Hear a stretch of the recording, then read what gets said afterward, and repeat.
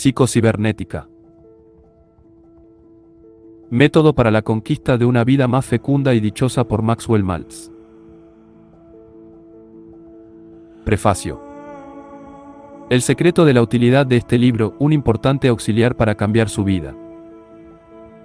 El descubrimiento de la autoimagen representa el hallazgo de una nueva pauta en la psicología y en el campo de la personalidad creadora. La importancia de la autoimagen se reconoce desde hace más de 10 años. No obstante, se ha escrito muy poco sobre ella. Curiosamente, ello no se debe a que la psicología de la autoimagen no haya obtenido buenos resultados, sino, por el contrario, al sorprendente éxito que ha logrado.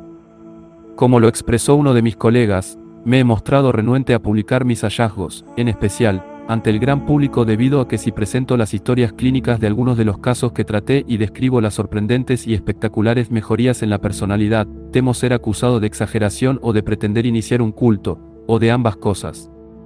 Yo también experimenté esa misma renuencia. Cualquier libro que yo escribiera sobre la materia sería considerado como heterodoxo por algunos de mis colegas, por diversas razones. En primer lugar, algo hay de heterodoxo salirse del apretado cerco del dogma del sistema cerrado, que es la ciencia de la psicología, para indagar respuestas relativas a la conducta humana en los campos de la física, de la anatomía, y de la nueva ciencia de la cibernética. Mi respuesta a tal criterio es que todo cirujano plástico es por necesidad un verdadero psicólogo, tenga o no la intención de serlo. Cuando se cambia un rostro humano, casi invariablemente se transforma también el futuro de la persona. Al cambiar su imagen física, casi siempre se cambia también al hombre, su personalidad y su conducta, y a veces incluso su talento básico y sus capacidades. La belleza va más allá de la superficie de la piel. El cirujano plástico no se limita a alterar el rostro del hombre. También transforma el ser interior. Con mucha frecuencia, las incisiones que hace en la superficie de la piel penetran hondamente en la estructura psíquica de su paciente. Hace ya bastante tiempo, decidí que dicha tarea representa una enorme responsabilidad de conciencia y que tengo el deber, no solo ante mis pacientes sino ante mí mismo, de conocer lo que hago. Ningún médico con responsabilidad se atrevería a ejercer la especialidad de cirugía plástica sin poseer los conocimientos y la práctica especializados necesarios. Por ello mismo, reconozco que si al cambiar el rostro de un hombre voy a alterarle también su ser interior, tengo la responsabilidad de adquirir conocimientos especiales en el campo de la psicología. Fracasos que conducen al éxito. En un libro anterior, que escribí hace unos 20 años, New Faces, New Futures, publiqué una serie de casos clínicos en los que la cirugía plástica, y en particular la cirugía plástica facial, había abierto a numerosas personas la puerta hacia una nueva vida. Dicha obra relataba los cambios inauditos que acontecen, a menudo de manera repentina y dramática, en la personalidad de un sujeto cuando le alteramos el rostro. Me sentía exaltado ante los éxitos que había logrado al respecto. Empero, yo también, como Sir Humphrey Davy, aprendí más de mis fracasos que de mis éxitos. Algunos enfermos no manifestaron cambio alguno en su personalidad después de la cirugía plástica. En la mayoría de los casos, un individuo que poseía un rostro extraordinariamente feo o algún rasgo impresionante que había sido corregido por la cirugía, experimentó casi inmediatamente, por lo general a los 21 días de efectuada la operación, un aumento considerable en sus sentimientos de autoestimación y autoconfianza. En algunos casos, sin embargo, el paciente continuó sintiéndose inadaptado y experimentando sentimientos de inferioridad. En resumen, estos fracasados continuaron sintiéndose, actuando y conduciéndose exactamente igual que si aún tuvieran un rostro feo. Lo anterior me indicó que la reconstrucción de la imagen física en sí no era la verdadera clave en el cambio de la personalidad. Luego había algo más sobre lo cual la cirugía facial generalmente influía, pero que a veces no sufría cambio alguno. Cuando lográbamos reconstruir ese algo más, el individuo cambiaba favorablemente. Si no lo lográbamos, el sujeto permanecería exactamente igual que antes de la operación, aun cuando la alteración de sus rasgos físicos fuera total. El rostro de la personalidad. Era como si la personalidad misma tuviese rostro. Todo me hizo pensar que esa intangible cara de la personalidad constituía la verdadera clave de los cambios de la personalidad. Si ese rostro continuaba desfigurado, deformado, feo o inferior, la persona seguía desempeñando ese mismo papel en su conducta a pesar de los cambios operados en su apariencia física. Cuando ese rostro de la personalidad se podía reconstruir, Cuando era posible extirpar las viejas cicatrices emocionales, la persona en sí cambiaba aún sin el auxilio de la cirugía plástica. Una vez que hube comenzado a explorar en este terreno, encontré más y más fenómenos que confirmaban el hecho de que la autoimagen, el concepto mental y espiritual que de sí mismo se forja el individuo, constituía la verdadera clave de la personalidad y de la conducta. Ampliaremos este tema en el capítulo primero de la presente obra. La verdad está donde se le encuentra. Siempre he creído en ir a donde fuere necesario para llegar ante la verdad, incluso si para ello tenemos que cruzar fronteras internacionales. Cuando hace años decidí hacerme cirujano plástico, los médicos alemanes adelantaban con mucho a los demás países en este terreno, así que emprendí el camino hacia Alemania. En mi búsqueda de la autoimagen, también yo tuve que cruzar fronteras, aunque éstas hayan sido invisibles. A pesar de que la ciencia psicológica reconoce la autoimagen y su papel de clave en la conducta humana, la respuesta que dan los psicólogos a las preguntas de cómo ejerce influencia la autoimagen, cómo crea una personalidad nueva, y qué acontece dentro del sistema nervioso humano cuando cambia la autoimagen, es sumamente vaga. La mayoría de mis respuestas las encontré en la nueva ciencia llamada cibernética, que restaura la teleología como un concepto respetable de la ciencia. Resulta algo extraño que la nueva ciencia de la cibernética se haya desarrollado a partir del trabajo físicos y matemáticos, más bien que de la obra de psicólogos, sobre todo cuando se comprende que la cibernético posee estrecho parentesco con la teleología, la conducta de los sistemas mecánicas orientada hacia la consecución de determinados fines. La cibernética explica qué sucede y qué se necesita en el comportamiento intencionado de las máquinas. La psicología, pese a todos sus conocimientos sobre la psique humana, no poseía respuesta satisfactoria para explicar una situación internacional tan sencilla como es la de que una persona tome un cigarrillo de la mesa y lo coloquen en sus labios. Pero un físico sí tenía una explicación. Los partidarios de muchas teorías psicológicas podrían compararse a esos hombres que especulan sobre lo que hay en el espacio exterior y en otros planetas, pero que ignoran lo que acontece en sus propias casas. La nueva ciencia de la cibernética produjo un cambio profundo en el ámbito de la psicología. Yo no reclamo mérito alguno en la producción de tal avance, fuera del de haber reconocido su importancia. El hecho de que esta nueva brecha haya surgido del esfuerzo de físicos y matemáticos no debe sorprendernos. Toda nueva brecha que se abre en la ciencia suele proceder de un campo ajeno a tal sistema. Los expertos son los más profundamente familiarizados con los conocimientos circunscritos a las fronteras de ciencia determinada. Cualquier conocimiento nueva tendrá generalmente que proceder del exterior, no de los expertos, sino más bien de aquellos a quienes se suele llamar inexpertos. Pasteur no era médico, ni los hermanos Wright eran ingenieros aeronáuticos, sino mecánicos de bicicletas. Einstein no era propiamente un físico, sino un matemático. No obstante, sus descubrimientos en el campo de las matemáticas revolucionaron totalmente las más prestigiosas teorías de la física. Tampoco Madame Curie era médico, sino física, y sin embargo prestó importantes contribuciones a la ciencia médica. ¿Cómo emplear estos nuevos conocimientos? En este libro he tratado no solo de informar sobre este nuevo conocimiento procedente del campo de la cibernética, sino también de demostrar a mis lectores la forma en que pueden emplearlo en sus propias vidas para lograr metas más importantes. Principios generales. La autoimagen es la clave de la personalidad y de la conducta humana. Quien cambie la autoimagen transformará también la personalidad y la conducta. Pero hay más aún. La autoimagen determina y fija las fronteras de la consecución individual, define al individuo lo que éste puede y lo que no puede hacer. Amplíese la autoimagen y se ampliará la zona de lo posible. La formación de una autoimagen realista y adecuada le hará posible al individuo imbuirse nuevas capacidades, nuevos talentos y, literalmente, convertir el fracaso en éxito. La psicología de la autoimagen no solo ha sido comprobada por sus méritos propios, sino que también explica muchos fenómenos que, aunque conocidos desde hace mucho tiempo, no se comprendieron con la debida propiedad en el pasado.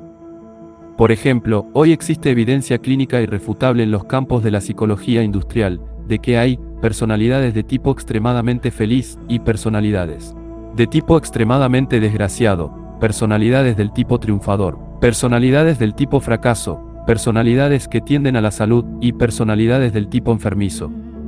La psicología de la autoimagen arroja nueva luz sobre todos estos tipos de la personalidad y sobre muchos de otros hechos vitales.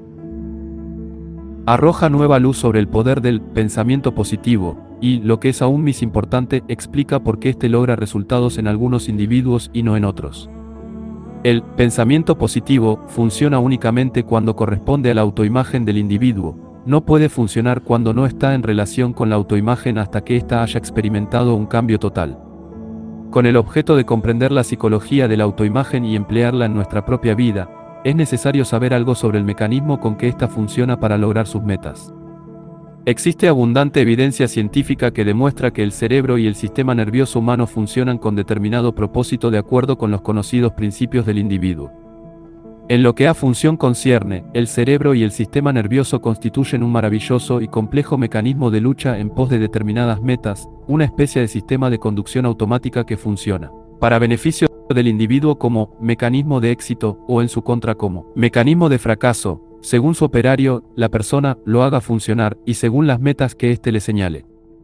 También resulta bastante irónico que la cibernética, que se inició como un estudio de las máquinas y de los principios mecánicos, haya hecho tanto para restaurar la dignidad del hombre como ser individual y creador. La psicología, que comenzó con el estudio de la psique, o alma, del hombre, casi ha terminado por negarle su alma al hombre. El behaviorista, que no comprendía ni al hombre ni a su máquina, y por lo tanto confundía al uno con la otra, nos dijo que el pensamiento no es más que el movimiento de electrones, y que la conciencia es tan solo una reacción química. Para él, voluntad y propósito eran mitos. La cibernética, que comenzó con el estudio de las máquinas físicas, no comete tal error. La ciencia de la cibernética no nos dice que el hombre sea una máquina, sino que el hombre tiene y utiliza una máquina. Además, nos explica cómo funciona dicha máquina y cómo puede utilizarse. El secreto está en la experimentación. La autoimagen se transforma, ya sea para bien o para mal, no solo por la acción del intelecto, ni por el conocimiento intelectual por sí solos, sino por la experimentación. Conscientemente o no, el individuo va formándose su autoimagen a partir de la experiencia creadora que ha vivido en el pasado. En su poder está cambiarla por el mismo método. No es un niño a quien se le ha enseñado mucho sobre el amor, sino aquel que lo ha experimentado, el que habrá de convertirse en un adulto sano, feliz y bien adaptado. Nuestro actual estado de autoconfianza y equilibrio es el resultado de lo que hemos experimentado y no de lo que hemos aprendido intelectualmente. Además, la psicología de la autoimagen salva los abismos y resuelve los aparentes conflictos entre los diversos métodos terapéuticos que en la actualidad se emplean. Proporciona un denominador común para el consejo directo e indirecto, la psicología clínica, el psicoanálisis e incluso la autosugestión. Todos ellos, de una manera u otra, emplean la experiencia creadora para cultivar una autoimagen mejor. Sean cuales fueren las teorías, eso es lo que realmente acontece. Por ejemplo, en la situación terapéutica empleada por la escuela psicoanalítica, el analista jamás critica, desaprueba o moraliza, ni en ningún momento se escandaliza cuando el paciente vierte ante él sus temores, sus vergüenzas, sus sentimientos de culpa y sus malos pensamientos. Tal vez por primera ocasión en su vida, el enfermo experimenta ser aceptado como ser humano, siente que su ser posee cierto valor y dignidad, y comienza a aceptarse a sí mismo y a concebirse de una manera totalmente distinta. La ciencia descubre la experiencia sintética. Otro descubrimiento, esta vez en los dormitorios de la psicología clínica, nos capacita para aprovechar la experimentación como método directo y controlado para alterar la autoimagen. La experiencia de la vida real puede ser un rudo e implacable maestro. Arrójese a un hombre al mar y quizá la experiencia lo enseñe a nadar, pero tal vez esa misma experiencia haga que otro hombre se ahogue. El ejército suele hacer hombres de muchos jóvenes, pero no hay duda de que la experiencia militar convierte a muchos otros en psiconeuróticos. Desde hace siglos se reconoce que nada triunfa tanto como el éxito. Aprendemos a actuar con éxito experimentado el triunfo. Los recuerdos de nuestros pasados éxitos actúan como archivos de información que nos proporciona la autoconfianza necesaria para la tarea que emprendemos en el presente. Pero, ¿cómo podría una persona que solo ha experimentado fracasos recurrir a recuerdos de pasados éxitos? Su situación puede compararse a la del joven que no puede obtener un empleo por carecer de experiencia, y que no puede adquirir experiencia porque no logra conseguir trabajo. Este dilema se resolvió gracias a otro importante descubrimiento que, para todo propósito práctico, nos permite sintetizar la experiencia, crearla y controlarla en el laboratorio de nuestra mente. Los psicólogos clínicos y experimentales han demostrado por encima de toda duda que el sistema nervioso humano no es capaz de distinguir diferencia alguna entre una experiencia real y otra que ha sido imaginada intensamente en todos sus detalles. Aun cuando esta afirmación pudiera parecer un tanto extravagante, en este libro revisaremos algunos experimentos controlados de laboratorio en los cuales tal tipo de experiencia sintética se ha empleado de manera sumamente práctica para mejorar la habilidad en el lanzamiento de dardos y en los tiros de básquetbol. La veremos actuar en la vida de personas que la han utilizado para mejorar sus capacidades en la oratoria, para vencer el miedo al dentista, para afirmar su autoconfianza, para vender más mercancía, para mejorar sus tácticas en el ajedrez, y prácticamente para cualquier tipo de situación imaginable en que la experiencia conduzca al éxito. Echaremos un vistazo a un sorprendente experimento en el cual dos prominentes médicos organizaron las cosas de tal manera que los neuróticos pudieran experimentar normalmente, con lo cual quedaron curados. Quizá lo más importante es que veremos cómo muchas personas crónicamente desdichadas han aprendido a disfrutar de la vida, experimentando la felicidad. El secreto del empleo de este libro para transformar la vida. Este libro ha sido proyectado no solamente para ser leído sino para ser experimentado. Se puede adquirir conocimientos leyendo un libro. Pero para experimentar es preciso reaccionar en forma creadora ante los conocimientos. La mera adquisición de conocimientos es un proceso pasivo, la experimentación es activa. Cuando un individuo experimenta, algo sucede dentro de su sistema nervioso y de su mesencéfalo. Se registran nuevas engramas y nuevas pautas neurales en la materia gris del cerebro. La presente obra ha sido proyectada para obligar al lector, literalmente, a experimentar. Los casos clínicos prefabricados a la medida se han reducido intencionalmente al mínimo. En su lugar, se pide al lector que aporte sus propios casos clínicos, ejerciendo para ello la imaginación y la memoria. Tampoco presento resúmenes al final de cada capítulo. En vez de ello, propongo que sea el mismo lector quien apunte los conceptos que le parezcan más importantes y que considere más dignos de recordar. Digerirá mejor los conocimientos del presente libro efectuando por su cuenta el análisis y resumen de cada capítulo.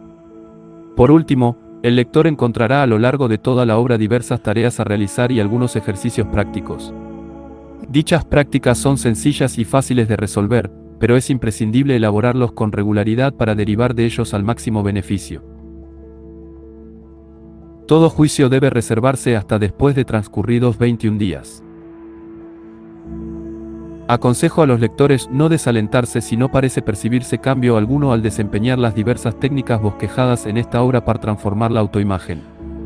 En lugar de ello, es necesario aplazar todo juicio y continuar los ejercicios durante un mínimo de 21 días. Por lo general se necesita un mínimo de 21 días para que se efectúe cualquier cambio perceptible en el cuadro mental. Tras la cirugía plástica, el enfermo tarda alrededor de 21 días para acostumbrarse a su nuevo rostro. Cuando se amputa un brazo o una pierna, la extremidad fantasma suele persistir durante unos 21 días. Se necesita que los moradores de una nueva casa vivan en ella unas 3 semanas antes de que ésta comience a parecerles su hogar. Estos y muchos otros fenómenos comúnmente observados tienden a demostrarnos que se requiere un lapso mínimo de 21 días para que una vieja imagen mental se desvanezca y cristalice una nueva. Por lo tanto, este libro brindará mayores beneficios si el lector consiente aplazar durante 3 semanas por lo menos todo juicio crítico. A lo largo de dicho lapso, es aconsejable no preocuparse por tratar de medir los progresos logrados, ni arguir intelectualmente con las ideas propuestas, ni debatir consigo mismo sobre la posibilidad de que éstas logren o no buenos resultados. Desempeñese los ejercicios, aun cuando al lector le parezcan imprácticos. Importa persistir en el desempeño del nuevo papel, en considerarse a sí mismo en una nueva luz, aunque al hacerlo parezca un tanto hipócrita, y aunque la nueva autoimagen se sienta algo incómoda o poco natural. Nadie puede comprobar o desaprobar mediante razonamientos intelectuales las ideas y conceptos expuestos en esta obra, ni por el simple acto de discutir sobre ellos. Solo podrán comprobarse llevándolos a la práctica y juzgando personalmente los resultados obtenidos. Solo pido a mis lectores aplazar todo juicio crítico y todo razonamiento analítico durante 21 días, a fin de darse a sí mismos una oportunidad justa para comprobar o negar la validez de dichos conceptos en sus propias vidas. La formación de una autoimagen adecuada es un proceso que debe continuarse durante toda la vida. Cierto, Es imposible lograr en 3 semanas el desarrollo de toda una vida humana, pero sí es posible experimentar en 3 semanas el mejoramiento obtenido, y a veces el mejoramiento es por demás dramático. ¿Qué es el éxito? Puesto que a lo largo de esta obra empleo las palabras éxito y triunfo, creo importante definir ambos términos. En la forma en que los uso, el vocablo éxito no tiene nada que ver con la obtención de los símbolos de prestigio, sino con la consecución creadora. Propiamente hablando, ningún hombre debería tratar de ser un éxito, pero todo ser humano puede y debe hacer lo posible por triunfar, por tener éxito. El intento por llegar a ser un éxito, medido en función al logro de símbolos tradicionales de prestigio y de derecho a portar determinados distintivos, conduce a la neurosis, la frustración y la desdicha. La lucha por triunfar, por conquistar el éxito, no solo lleva al éxito material, sino también a la satisfacción y a la felicidad. Noah Webster define éxito como la consecución satisfactoria de una meta propuesta. La lucha creadora hace la obtención de una meta que es importante para la persona como resultado de sus más profundas necesidades, aspiraciones y talentos, y no por los símbolos que espera desplegar ante los demás, produce felicidad y éxito, pues en ella el hombre actúa de acuerdo con su propia naturaleza. El hombre es por naturaleza un ser que lucha en pos de múltiples metas. Y debido a que así fue construido, no será feliz a menos que funcione de acuerdo con el carácter con que fue creado, como un conquistador de metas. De ahí que el verdadero éxito y la felicidad verdadera no solo son inseparables, sino que se engrandecen mutuamente.